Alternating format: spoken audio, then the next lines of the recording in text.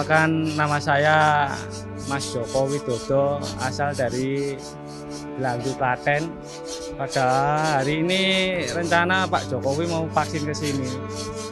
Ya, moga-moga dari dampak ini agar cepat pulih. Kita di sini ada pengrajin pandai besi. Harapan saya supaya PPKM ini segera berakhir, karena kita produksi itu bisa, tapi kalau dijualan di pasar itu tidak bisa. Jadi kita cuma bisa produksi, kalau modal habis ya udah.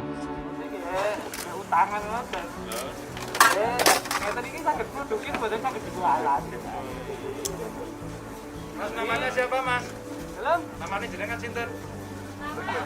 Joko Widodo, Pak.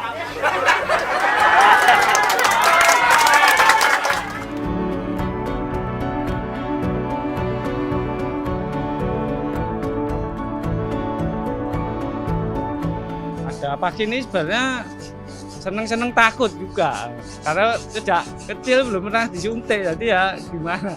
Tapi karena himbauan dari pemerintah ya udah gini aja supaya pandemi cepat selesai gitu.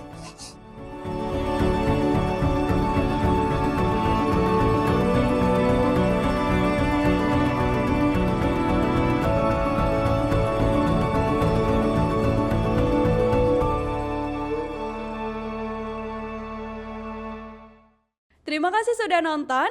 Jangan lupa like, subscribe, dan share ya.